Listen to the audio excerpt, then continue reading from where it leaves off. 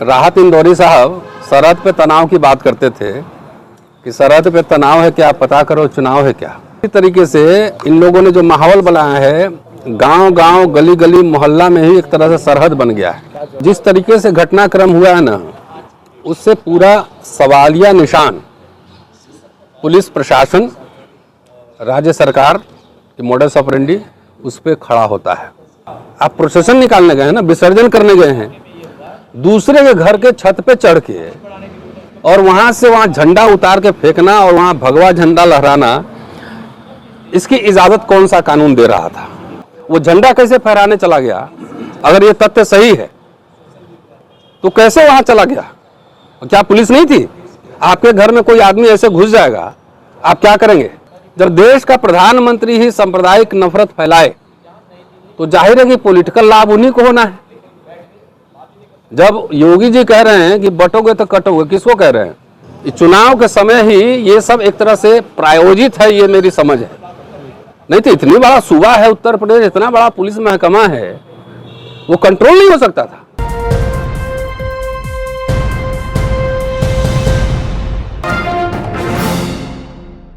Right में जो पूरा मामला हुआ है, ब्राह्मण की हत्या कर दी गई है, झंडा टांगा था दूसरे घर पर जाकर उन्होंने, पूरे मामले को किस तरह देखते हैं आप?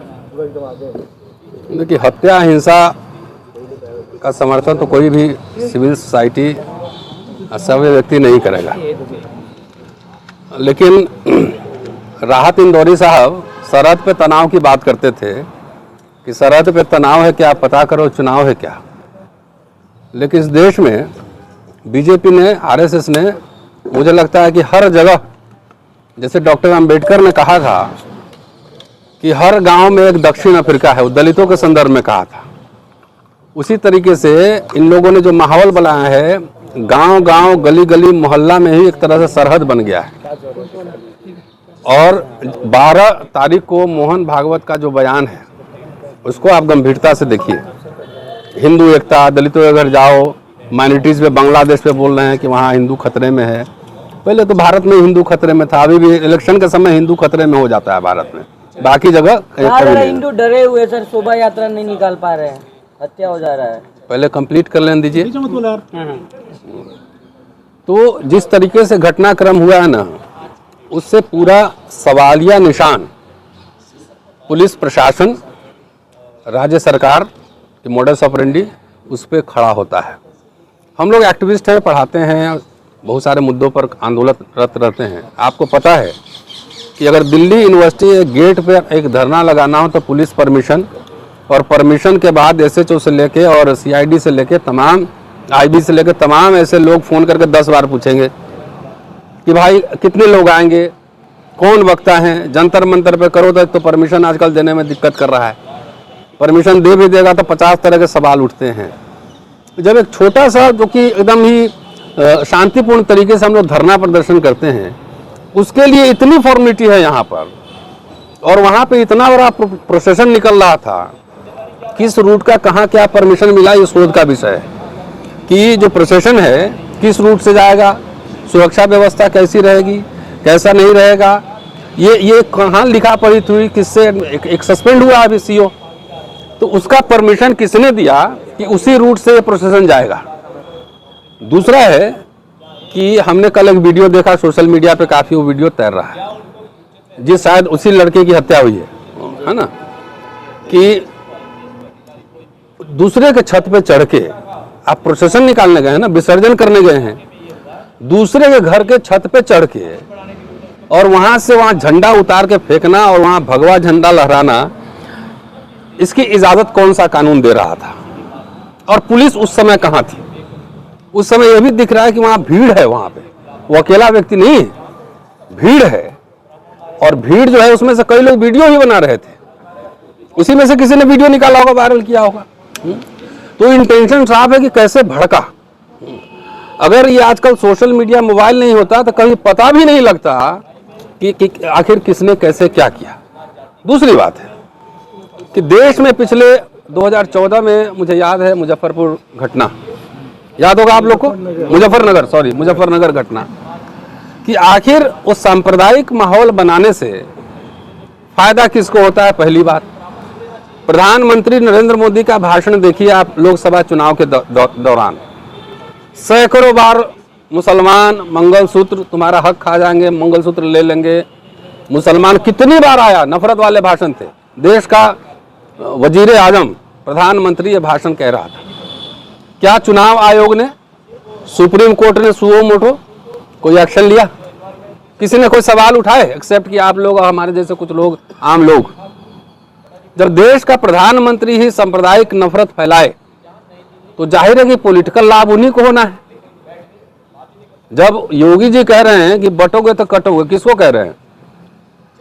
हिंदू को बोल रहे हैं ना। तो हिंदू में कौन कौन है? हिंदू दलित भी होगा, पिछड़ा भी होगा, जाटव होगा, वाल्मीकि होगा, यादव होगा, कुर्मी होगा, जाट होगा, यही सब ना होगा। दलित पिछड़ा।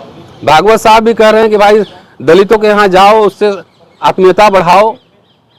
चुनाव के समय जब दलित के यहाँ जाते हैं खाना खाने या बिस्लेरी का पानी लेके, हम तो बार बार इस दलित समाज को कह रहे हैं कि कभी अपने घर पे इनको मत बुलाओ। बोलो कि चुनाव के समय आए हो तो कम से कम अपने घर पे मुझे बुलाओ, अपने सोफा पे बैठाओ, अपने वॉशरूम का इस्तेमाल करने दो, अपने डाइनिंग टेबल पे खिलाओ, तब न समरसता बनेगी। तो सर नरसिंहानंद जी, एक मिनट ठहर जाइए, अभी पूरा कंप्लीट ही कह देता हूँ, उसके बाद सवाल का आपके पास सवाल नहीं रहेंगे फिर। तो ये जाति व्यवस्था ही कहाँ सोर्स क्या है? मनुस्मृति है ना। तो मनुस्मृति किसके खिलाफ लिखा गया है? मुसलमानों के खिलाफ लिखा गया है? नहीं, मुसलमान ईसाइयों के खिलाफ लिखा गया है। किसके खिलाफ लिखा गया है? किसके बारे में लिखा गया है? खिलाफ छोड़ दीजिए, तो हिंदुओं के बारे में ही लिखा गया है। तो आज चाहे योगी साहब चाहे मोहन भागवत ये कह दे कि हम मनुस्मृति को नहीं मानते, तब जाने वो हिंदू महिलाओं के बारे में लिखा गया, उसमें हिंदुओं के बारे में लिखा गया है कि किसको क्या खाना चाहिए, किसको क्या पहनना चाहिए, किसका काम क्या है, किसको कितनी सजा मिलनी चाहिए। तो जिस हिंदू की बात कर रहे हैं एकता की, तो कम से कम आप जो यहाँ हाथरस हुआ था, भागवत साहब तो उस पर नहीं बोले, योगी जी उस पर नहीं बोले। बच्चा जो है मटका से पानी पीता है उसको मार देता है, मोहन भागवत उस पर नहीं बोले। घोड़ी पे चढ़ने पे पीट देता है, मार देता है। अधिकारी, पुलिस अधिकारी को भी पुलिस का प्रोटेक्शन लेना पड़ता है अगर दलित अधिकारी है तो, उस पर तो भागवत नहीं बोले। बुलेट पे चढ़ने पे किसी को टेंशन हो जाती है, इस पे तो नहीं बोलते हैं। तो ये पूरा राजनीतिक प्रायोजन है कि इलेक्शन जब आएगा तो एकता की बात होगी। हम चाहते ही बटा हुआ है ही हिंदू समाज, और इसकी जड़ें धर्मशास्त्र में है। ये मैं थोड़ी कह रहा हूं, उनका धर्मशास्त्र ही कह रहा है। बाबा साहब ने विस्तार से लिखा है। ये बांटने वाला और कोई नहीं, वही शास्त्रकार लोग हैं जिन्होंने शास्त्र लिखा है। ये ऑलरेडी बटा है, और बटा है तो कुछ नहीं भैया, इनके अधिकार दे दो, तब हिंदू एकता की बात करो। अधिकार तो दोगे नहीं। पीठों को भी इलेक्शन के बाद पिटाई शुरू हो जाती है। इलेक्शन तक जो है ना मरहम लेके सब घूमता रहता है, कहाँ है हिंदू एकता, लगाओ भाई सबको जरा बरनौल लगाओ थोड़ा सा, कहीं कहीं जला हुआ, पिछली बार पीटे थे।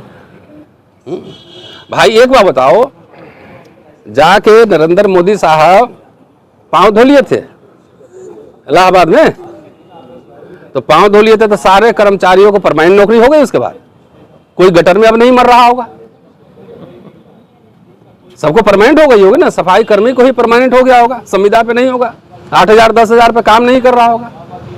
तो इस समाज को समझना चाहिए ना कि जो जितना झुके, हमारे गुरुजी समझाते थे कि जो जितना प्यार से बात करे थोड़ा सावधान रहिएगा।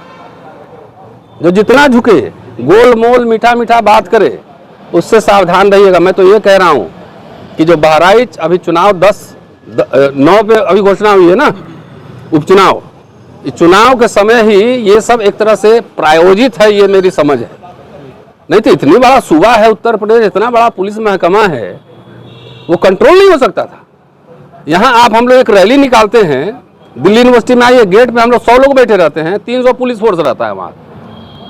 और इतनी बड़ी रैली ही आप जानते हैं कि जिस मोहल्ले से गुजर रहा है वो किसी अन्य संप्रदाय का मोहल्ला है, वहाँ भीड़ में गाली गलौज हो सकता है, उल्टे पुल्टे नारे लग सकते हैं। तो प्रशासन क्या दूरबीन लेकर देख रहा था कि होने दो? योगी जी का आदेश तो आ गया है ना कि मतलब सख्ती से निपटा जाएगा। किससे निपटेंगे ये भी आपको नहीं बोले होंगे ना। ये नहीं बोले, वो नहीं बोले है ना, आप बात समझिए। किससे ये नहीं बोलेंगे? पत्थरबाजों को कहा अच्छे दिन आएंगे कभी नहीं बताएंगे, है ना। अच्छे दिन आएंगे कभी नहीं बताएंगे। वो पूरा आप दिल्ली में प्रोटेस्ट होता है, सारा वीडियोग्राफी होता है, हम लोग भाषण करते हैं वीडियोग्राफी का पुलिस का। तो वहां पे इतना बड़ा प्रोसेशन था, उसकी वीडियोग्राफी है? क्या स्लोगन्स बोले गए, क्या गाली गलौज किए गए, कोई बोला? कोई है उस पर कोई चर्चा है? वो झंडा कैसे फहराने चला गया? अगर ये तथ्य सही है तो कैसे वहां चला गया? क्या पुलिस नहीं थी? आपके घर में कोई आदमी ऐसे घुस जाएगा, आप क्या करेंगे? तो सर जो नरसिंहानंद जी यहाँ बोले थे डासना गाजियाबाद में, उसका रिएक्शन हुआ है बहराइच में? अब क्या हुआ नहीं हुआ आप लोग के सामने है। और मैं समझता हूं कि जब जब चुनाव होंगे, इसलिए कम से कम न्याय पसंद लोग और दलित पिछड़ों को तो इससे दूरी रहना चाहिए, इससे दूरी रहना चाहिए। अपने बच्चों को पढ़ाओ उड़ाओ यार, ऐसी नौकरी वोकरी खत्म हो रहा है ना। नहीं तो ये आरएसएस बीजेपी वाले ना सबका शर्ट उट उतार देंगे, खेत में काम करवाएंगे जाके। चुनाव में कुछ असर पड़ेगा इस घटना का सर? अब देखिए, अब क्या कहे, नेता लोग बताएंगे, लेकिन हम लोग तो लोगों को आगाह कर रहे हैं भाई, आगाह हो जाना कि ये चुनाव के समय ये सब होता है। हिंदू कुछ नहीं, जातियों का समूह है, यही हिंदू है। हिंदू टर्मिनोलॉजी भी 19वीं सेंचुरी का है। ये कहाँ धर्मशास्त्र में कहीं हिंदू लिखा हुआ है? ये सब ढकने के लिए, चादर ओढ़ाने के लिए है। दलित पिछड़ो, अपने आर्थिक, सामाजिक, शैक्षणिक जो उत्थान के काम है उस पर लड़ो।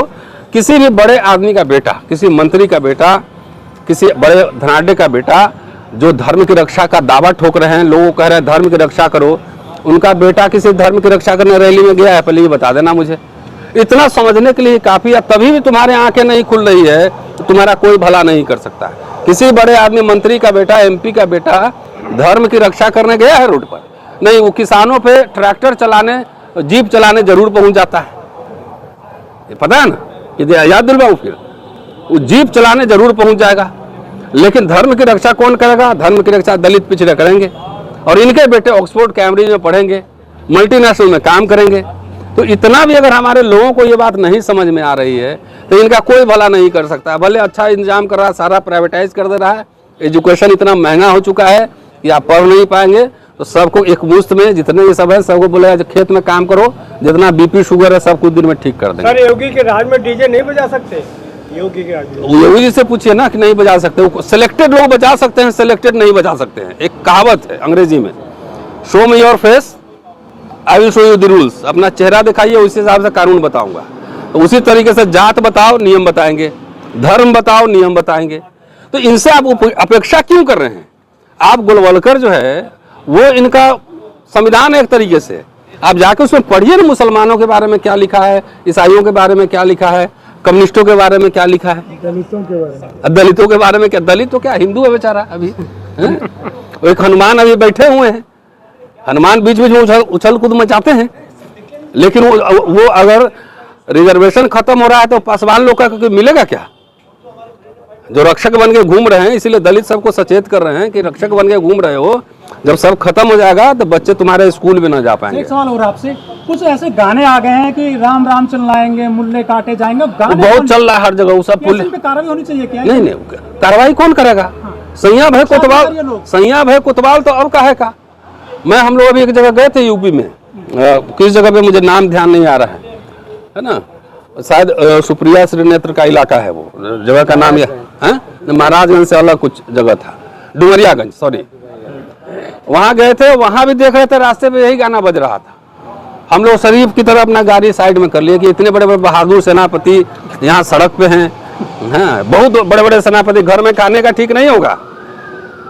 अगला शाम खाना मिले, जो चेहरा मोरा देख के लग रहा था ये खाने का ठीक नहीं होगा। लेकिन कुछ इन लोगों को खिला पिला देता है जिससे जोश ज्यादा आ जाता है। बकरी तो कटेगी नहीं, मुल्ले काटे जाएंगे, है ना, चींटी तो मरेगी नहीं। वही भीड़ हटा दो, जरा अकेले साइड में पूछना था, जरा गाओ तो कैसे गा रहे थे। असली राम भक्त तो वही है सर, गाओ जरा। जैसे हमको भी मान लो कोई धमकी देता है तो हमने धमकी दे लिए, अब साइड में अकेले आओ जरा इधर। तो ये कायरता की पहचान है, भीड़ में जाके एक व्यक्ति को मार देना, भीड़ में गाली देना, एकदम ऐसे लग रहा है कि जैसे पता नहीं नेपोलियन बोनापार्ट बन के घूम रहे हैं। घर में पता लगा कि घर में गया तो माँ, अब पिताजी सोटा लेके, डंडा लेके पीछे पड़ी हुई है, कमाता काहे नहीं है।